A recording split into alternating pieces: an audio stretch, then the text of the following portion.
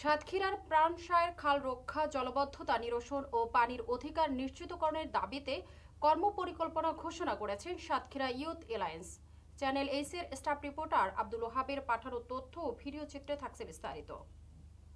মঙ্গলবার ২১ অক্টোবর সকাল 10:30টায় সাতক্ষীরা শহরের সুলতানপুর আজাদী সংঘ মিলনায়তনে আয়োজিত এক সংবাদ সম্মেলনে সংগঠনটির সভাপতি শেখ মুশফিকুর রহমান লিখিত বক্তব্য পাঠ করেন।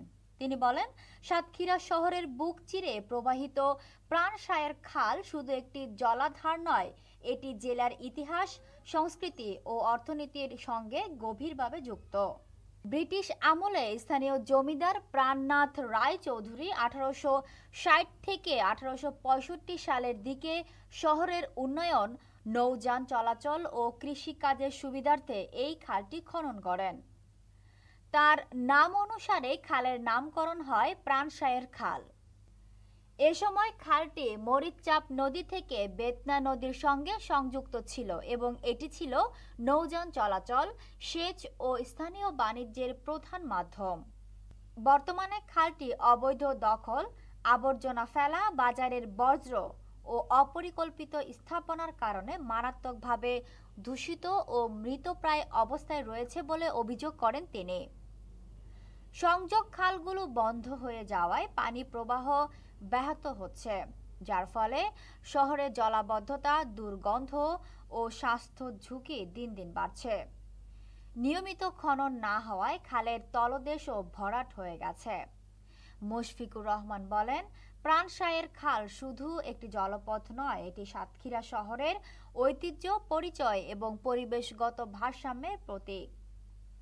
এর পুনরুদ্ধার শহরের জীবনযাত্রা, অর্থনীতি ও পরিবেশ সুরক্ষায় নতুন দিগন্ত উন্মোচন করতে পারে। তিনি আরও জানান, জেলা প্রশাসন, পৌরসভা ও পরিবেশ অধিদপ্তর সাম্প্রতিক সময়ে কিছু উদ্যোগ নিলেও তার স্থায়ী ও কার্যকরভাবে বাস্তবায়িত হয়নি। প্রয়োজনীয় সমন্বয় ও মনিটরিংয়ের অভাবে এসব উদ্যোগে স্থবির হয়ে পড়েছে বলে অভিযোগ করেন তিনি।